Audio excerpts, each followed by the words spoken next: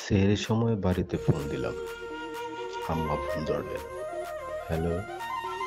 আমি বললাম আব্বাকে দেন। আম্মা খানিক অবাক হলেন। সাধারণত বাড়িতে ফোন দিলে আম্মার সাথে বেশি কথা হয়। আব্বা ফোনে কথা বলতে তেমন স্বাচ্ছন্দ্য বোধ করেন না। আম্মা আব্বাকে ফোন দিলেন। আব্বা ফোন ধরতে আমি বললাম, আব্বা, আব্বা, ও আব্বা, আব্বা, আব্বা। আব্বা রাগ গলায় বললেন, কি হয়েছে আব্বা? আমি বললাম, আব্বা, ও আব্বা, আব্বা, আব্বা, আব্বা, ও আব্বা, আব্বা।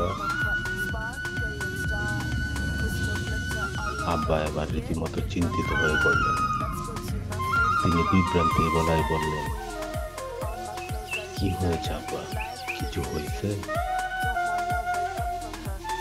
আমি আবারও বললাম, আব্বা, ও আব্বা, আব্বা, আব্বা,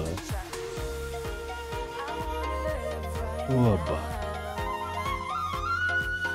আব্বা বললেন, আব্বা কি হয়েছে?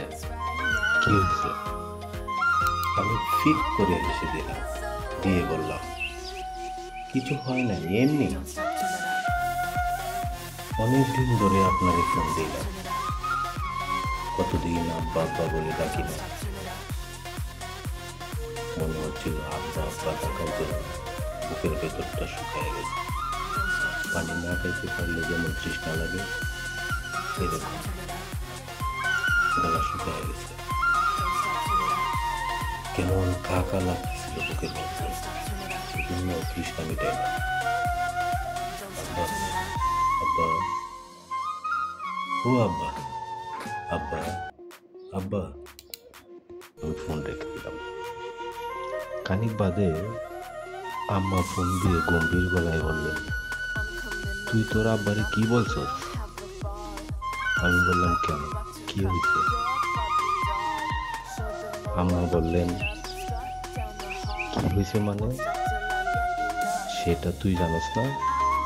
সে ফোন রাহনের পর থেকে কান্তাছে আর কান্তাছে, নামাজে দাঁড়ায় মোনাজাত করে হাও মাও করে কান্তাছে। কি কইছিস তোর আব্বারে? কি বলেছিলাম? আমি হঠাৎ চুপ করে যাই, একদম চুপ করে যাই। আমার প্রশ্ন কোনো উত্তর জবাব দেই না, বসে থাকি নিঃশব্দ।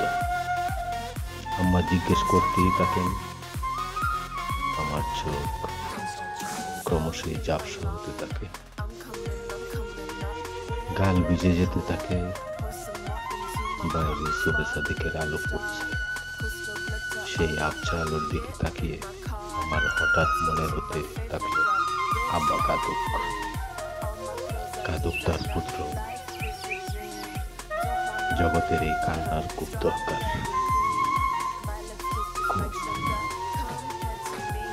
এই অস্থির সময়ে অজস্র কষ্ট, বেদনা, আশঙ্কা, হাহাকার, ঘৃণা, মৃত্যু, জিজ্ঞাসা, কান্না ক্রমশই ডুবে যেতে থাকা জগতে।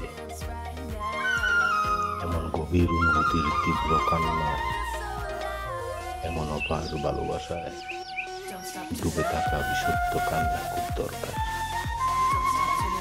খুব দরকার। আমার তো আব্বা নেই, যাদের আব্বা আছে। কবি শাহাদত হোসেনের লেখা।